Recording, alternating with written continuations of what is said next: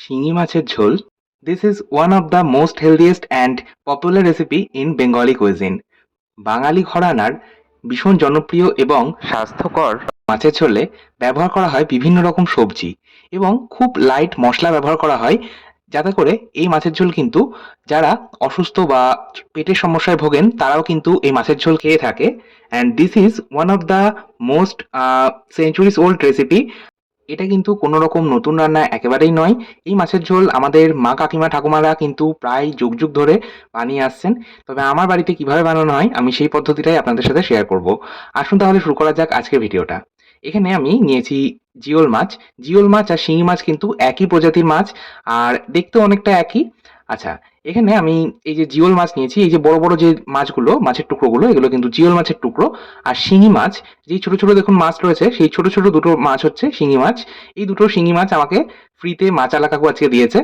যাই হোক, মাছ আমি প্রথমেই জ্যান্ত মাছ কিনে নিয়ে এসেছি। বাজারে কিন্তু আপনারা অবশ্যই এই জিওল মাছ বা শিঙি মাছ যখন কিনবেন তখন কিন্তু জ্যান্ত মাছ কিনবেন। এই মাছের ঝোলের স্বাদ তখনই ভালো হয় যখন জ্যান্ত মাছ দিয়ে বানানো হয়। জ্যান্ত মাছ বাজার থেকে কিনে আনার পর এই মাছ কিন্তু খুব লাফায়। আর সেই জন্যই কিন্তু মাছটা কিনে আনার পর আপনারা একটা বড় পাত্রের মধ্যে লবণ দিয়ে সাথে সাথে কাভার করে দেবেন। তারপর মোটামুটি 30 মিনিট রেখে দেবেন, তাহলেই কিন্তু মাছটা মরে যাবে। মাছটা মরে যাওয়ার পর আমরা মাছ ভালো করে ধুয়ে নেব, লবণটাকে ভালো করে ঘষে তুলে ধুয়ে নেব। এই যে পদ্ধতিটা আমি মুখে বললাম, এটা আমি আজকে ভিডিও করে আপনাদের দেখাইনি। সেই সময় আমার ক্যামেরা অন করার সময় ছিল না, সেই জন্য আমি আর ক্যামেরা অন করিনি। এটা আমি আপনাদের মুখে বলে দিলাম। আর মাছটা মরে যাওয়ার পর টুকরো করে নিয়ে ধুয়ে নিয়ে তারপর আমি আপনাদের দেখালাম। মাছ ধুয়ে নেওয়ার পর আমি কিন্তু আরও একবার সেকেন্ড বার ধুয়েছি মাছটাকে। আপনারা নিশ্চয়ই লক্ষ্য করেছেন, আমি ভিডিওটা শুরুতেই যখন মাছগুলো আপনাদের দেখালাম তখন কিন্তু সামান্য একটু লবণ হাতের মধ্যে নিয়ে মাছের ওপর ডলছিলাম। এতে করে মাছের ওপর একটা কালো যে রঙের আস্তরণ থাকে সেটা কিন্তু পরিষ্কার হয়ে যায়। তারপর মাছটাকে আবার একবার ধুয়ে নিয়েছি। তারপর মাছ আমি সামান্য লবণ, মানে হাফ চা চামচ লবণ বা স্বাদ মতো লবণ, হাফ চা চামচ হলুদ গুঁড়ো আর 1 চামচ সর্ষের তেল, কাঁচা সর্ষের তেল দিয়ে মাখিয়ে রেখে দেবো 10 মিনিট। আচ্ছা, এই মাছ মানে যে এই ধরনের আঁশ ছাড়া মাছে অবশ্যই মাছ লবণ, হলুদ আর সর্ষের তেল মাখিয়ে রাখবেন। তাহলে মাছ কিন্তু কখনোই তেলে দেওয়ার পর ফাটবে না। আর এই মাছে কিন্তু অবশ্যই সর্ষের তেল মাখাবেন। অন্য যেকোনো আঁশ ছাড়া মাছের তুলনায় এই শিঙি মাছ বা জিওল মাছ কিন্তু তেলে দেওয়ার সাথে সাথে ভীষণভাবে ফাটে, তাই অবশ্যই সামান্য তেল মাখিয়ে নিতে হবে। আচ্ছা, মাছ নুন, হলুদ আর কাঁচা সর্ষের তেল মাখিয়ে আমি কিন্তু 10 মিনিট রেখে দেবো। সেই ফাঁকে আমি এখানে কিছু সবজি রেডি করে নিলাম। সবজির মধ্যে ব্যবহার করব আলু, কাঁচকলা, বেগুন আর একটু পটল ব্যবহার করব। আপনারা চাইলে এই মাছে পেঁপে ব্যবহার করতে পারেন।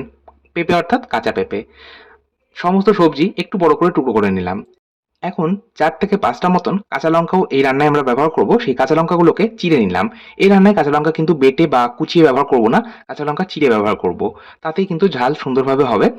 আর এখানে আমি হাফ ইঞ্চি থেকে একটু বেশি পরিমাণ আদা নিয়েছিলাম, সেই আদাটাকে খোসা ছাড়িয়ে রেখেছিলাম। আদাটাকে এখন আমি একটা গ্রেটারে গ্রেট করে নিলাম। চাইলে আপনারা আদা বাটাও ব্যবহার করতে পারেন, তবে আমাদের বাড়িতে এই মাছের ঝোলে কিন্তু আদা বেটে ব্যবহার করা হয় না। এইভাবে গ্রেটারে ঘষে নিয়ে অথবা একটা হামানদিস্তার মধ্যে থেতো করে নিয়ে অথবা মিক্সিং জারের মধ্যে জল ছাড়া আধবাটা করে নিয়ে আদা ব্যবহার করা হয়। যাই হোক, যেটা আপনাদের সুবিধা মনে হবে আপনারা সেইভাবেই কিন্তু আদাটা ব্যবহার করতে পারেন। এখন একটা বিশেষ মশলা তৈরি করব। এই স্পেশাল মশলাটা তৈরি করার জন্য কড়াইয়ের মধ্যে দিয়ে দিয়েছি 1/4 চা চামচ গোটা ধনে, 1/4 চা চামচ মৌরি আর 1/4 চা চামচ কালাঞ্জি বা কালো জিরা আর 1 চা চামচ গোটা জিরে। এখানে অন্য যেকোনো মশলার থেকে গোটা জিরের পরিমাণটা বেশি, কাজেই বুঝতেই পারছেন গোটা জিরে কিন্তু এই মশলার মধ্যে প্রধান একটা মশলা। গোটা জিরের বাদে অন্য যেকোনো মশলা মানে বাকি যে মশলাগুলো ব্যবহার করলাম তার মধ্যে কোনো একটা মশলা যদি না থাকে সেক্ষেত্রে বাদ দিতে পারেন। তবে জিরে মৌরি বাটা বা জিরে মৌরি গুঁড়ো করে যদি ব্যবহার করা হয় এই মাছের ঝোলে তাহলে স্বাদ কিন্তু ভীষণ ভালো হয়। যাই হোক, সমস্ত মশলা আমরা ভেজে নিয়েছি। 1 থেকে 1.5 মিনিট ভেজেছি, তবে 30 থেকে 40 সেকেন্ড মশলাটা লো মিডিয়াম আঁচে ভেজে নেওয়ার পর কড়াই যেহেতু বেশ গরম হয়ে গেছিল তাই গ্যাসের ফ্লেম বন্ধ করে 1 চামচ পোস্ত দিয়েছিলাম সেই সময়। পোস্তটাকেও কিন্তু ওই একই সাথে গ্যাসের ফ্লেম বন্ধ করে কড়াইয়ের হিটেই ভেজে নিলাম। সমস্ত মশলা 1 থেকে 1.5 মিনিট ভেজে একটা আলাদা পাত্রে নামিয়ে রেখেছি। এখন রান্নাটা শুরু করছি। কড়াইয়ের মধ্যে দিয়ে দিলাম 1 চামচ তেল। খুব বেশি তেল দেবো না প্রথমে। 1 চামচ তেল দিয়ে আমি প্রথমে 7 থেকে 8টা মতন ডালের বড়ি ভেজে নিচ্ছি। এখানে আমি বিউলির ডালের বড়ি ব্যবহার করছি আর এগুলো কিন্তু আমাদের বাড়িতে দেওয়া বড়ি। আমরা বাজারের কেনা বড়ি একেবারেই খাই না। যাই হোক, বড়িটাকে জাস্ট অল্প পরিমাণ তেল দিয়ে 1 মিনিট নাড়াচাড়া করে ভেজে তুলে নিলাম। তারপর ওই একই কড়াইয়ের মধ্যে আরও 2 চামচ তেল দিয়েছি। এই রান্নাটাতে কিন্তু অতিরিক্ত তেল ব্যবহার হবে না, খুব অল্প তেলেই কিন্তু রান্নাটা হবে। আচ্ছা, 2 চামচ তেল ভালো মতো গরম করে নিয়েছি আর তেল গরম হয়ে যাওয়ার পর আমি মাছের টুকরোগুলো একটা একটা করে দিচ্ছি আর ভেজে নিচ্ছি। আর অবশ্যই সে সময় কিন্তু কভার করে দিচ্ছি। এই মাছ প্রচণ্ড পরিমাণ ফাটে তেলে দেওয়ার সাথে সাথে, কাজেই মাছ একটা টুকরো দেওয়ার পর কিন্তু সাথে সাথে কভার করে দেবেন। যাই হোক, কভার করে জাস্ট হালকা করে 2 মিনিট নাড়াচাড়া করে ভেজে তুলে নিলাম। গ্যাসের আঁচ কিন্তু সে সময় মিডিয়ামে ছিল। সমস্ত মাছের টুকরো ভেজে তুলে নেওয়ার পর কড়াইয়ের মধ্যে আমি আরও 1 চামচ তেল দিলাম। এখন এরই মধ্যে ফোড়নে ব্যবহার করলাম 1/4 চা চামচ পাঁচফোড়ন আর 3 থেকে 4টে মতন চেরা কাঁচা লঙ্কা। ফোড়নটা একটু নাড়াচাড়া করে ভেজে নেওয়ার পর এর মধ্যে আমি এবার সবজিগুলো দিয়ে দিলাম। সবজি বলতে ওই যে কথা বলতে বলতেই আমরা সবজিগুলো টুকরো করে রেডি করে রেখেছিলাম, সেই সবজিগুলো কিন্তু এখানে ব্যবহার করছি। আর তবে এই সময় কিন্তু আমি বেগুন দিইনি। বেগুন বাদে সমস্ত সবজি দিয়ে 1 থেকে 1.5 মিনিট নাড়াচাড়া করে মিডিয়াম হাই আঁচে ভেজে নেওয়ার পর আমি 1.5 মিনিট পর দিয়ে দিলাম বেগুন, গ্রেট করে রাখা আদা, দিয়ে দিলাম 1 চা চামচ লবণ বা স্বাদ মতো লবণ, 1/2 চা চামচ হলুদ গুঁড়ো। এবার সমস্তটাকে আমরা আরও 1 থেকে 1.5 মিনিট নাড়াচাড়া করে ভাজবো। প্রথমে এভাবে যদি অল্প করে একটু সমস্ত সবজি ভেজে নেওয়া হয়, তারপর মাছের ঝোলটা বানানো হয়, তাহলে স্বাদটা ভীষণ ভালো হয়। আর খুব অল্প পরিমাণ তেল দিয়ে ভাজবেন, খুব অতিরিক্ত তেল দেবে না। এই মাছের ঝোলে অতিরিক্ত তেল ব্যবহার করলে ভালো লাগে না। অল্প তেলেই কিন্তু মাছটা বানালে ভালো লাগবে। যাই হোক, সমস্ত সবজি ভাজা হোক, সেই ফাঁকে আমি ওই যে মসলাটা আমি ভেজে রেখেছিলাম, সেই ভাজা মসলাটা গুঁড়ো করে নিলাম। ভাজা মশলাটা গুঁড়ো করে নেওয়ার পর অপরদিকে 1.5 মিনিট হয়ে গেছে, আমি বেগুন দিয়ে আর সমস্ত যে কাঁচা মশলাগুলো ব্যবহার করেছিলাম, মানে আদা আর লবণ হলুদের ব্যবহার করেছিলাম, সেগুলো ভেজে নিয়েছি। কাঁচা গন্ধটা মশলা চলে যাওয়ার পর দিয়ে দিলাম ওই যে ভাজা মশলাটা বানিয়ে নিলাম, সেই ভাজা মশলা 1 চা চামচ। ভাজা মশলা দিয়ে একবার হালকা করে মিশিয়ে নিচ্ছি সমস্তটা।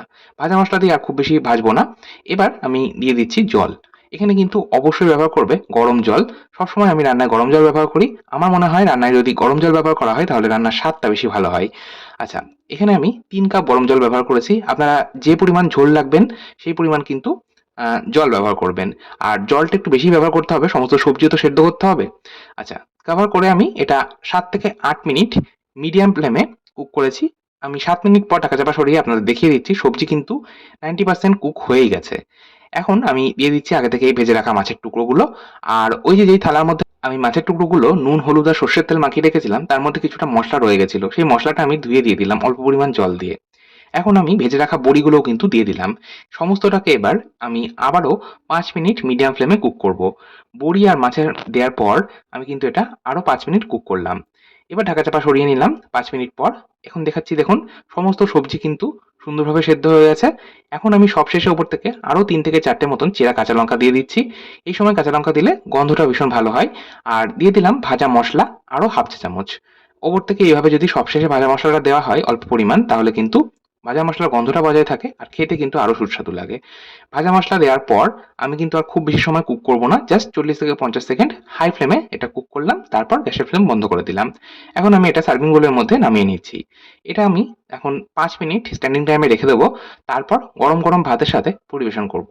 গরমকাল বা শীতকাল যেকোনো সময় কিন্তু এই সবজি দিয়ে শিঙি মাছের ঝোল বা জিওল মাছের ঝোল আপনারা দুপুরের লাঞ্চে বা রাত্রের ডিনারে বানিয়ে নিতে পারেন। আজকের মতো এই পর্যন্তই। ধন্যবাদ।